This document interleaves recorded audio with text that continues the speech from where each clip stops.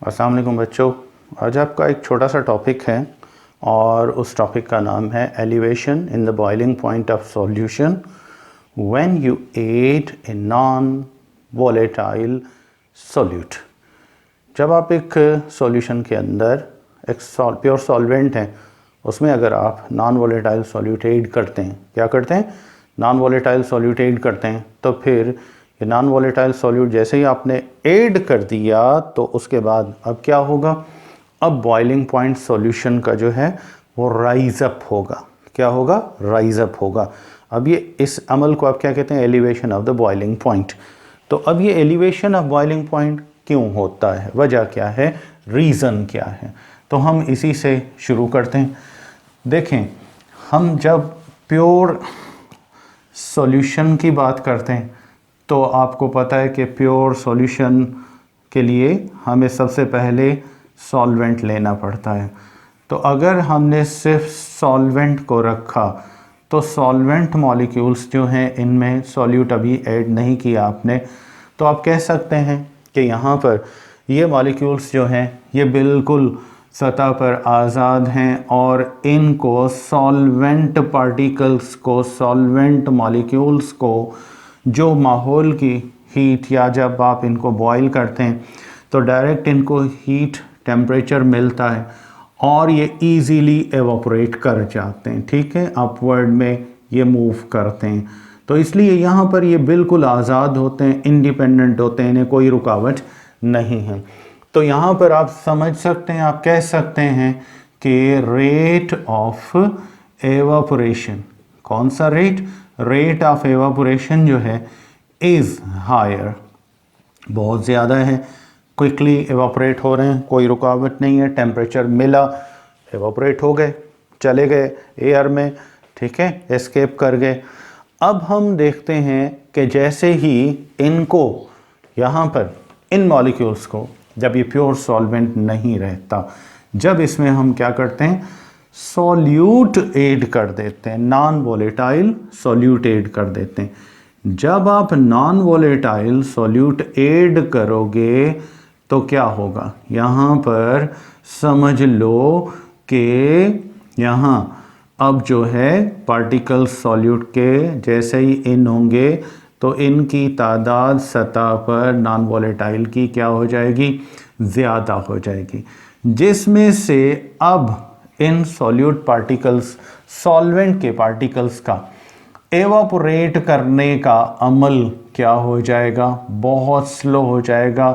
ये इनके लिए रुकावट पैदा करेंगे, रेजिस्टेंस पैदा करेंगे, जिसकी वजह से ये इजीली अब एवापोरेट नहीं हो सकते।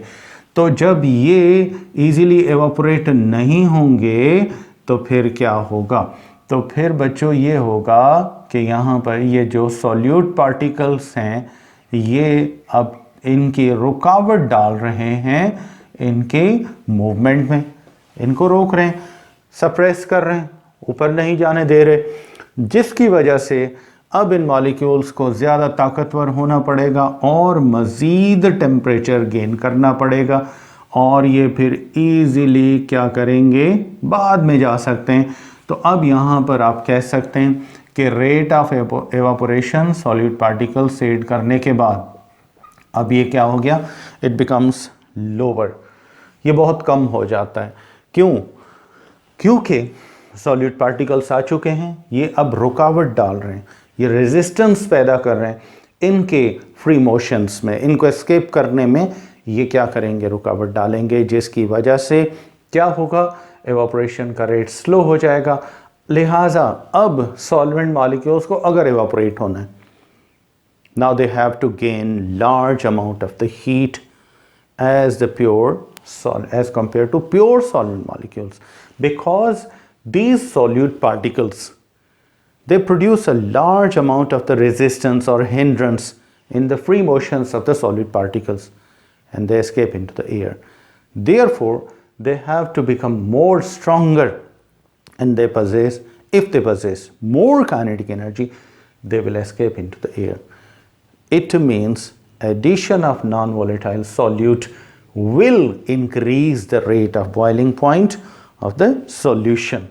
तो बच्चों यही अमल इस तरीके से होता है, जितना सॉल्यूट पार्टिकल्स बढ़ाते जाओगे उतना ये समझ लो रेट ऑफ एवापोरेशन कम होता जाएगा और बॉइलिंग पॉइंट अब उनको स्ट्रॉन्ग करने के लिए हमें ज़्यादा एरिया। तो यहाँ पर याद रखें कि जितना सॉल्यूट पार्टिकल्स, ठीक है, सॉल्यूट पार्टिकल्स की तादाद, पार्टिकल्स नंबर, ये जितना आप बढ़ा देंगे उतना बॉइलिंग पॉइंट ऑफ सॉल्यूशन क्या होगा, बढ़ता जाएगा। बॉइलिंग पॉइंट ऑफ सॉल्यूशन क्या होगा, ये बढ़ेगा, कम नहीं होगा।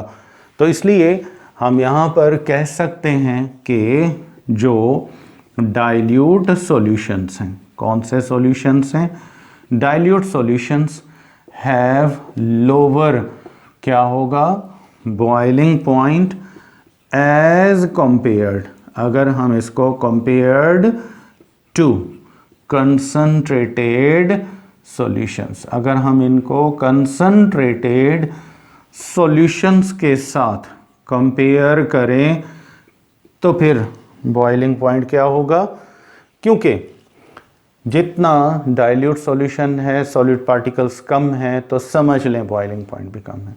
सॉलिड पार्टिकल्स ज़्यादा हैं, ज़्यादा रुकावट डालेंगे, सॉल्वेंट को एवापोरेट इजीली नहीं होने देंगे, जिसका मतलब है उनको मज़ीद और एनर्जी गेन करनी पड़ेगी।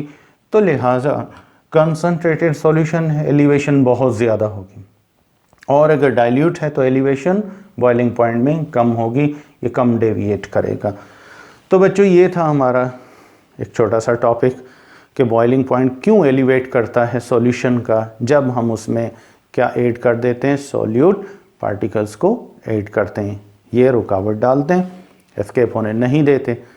तो इसके साथ मैं आपसे इजाज़त चाहता हूँ। Thank you.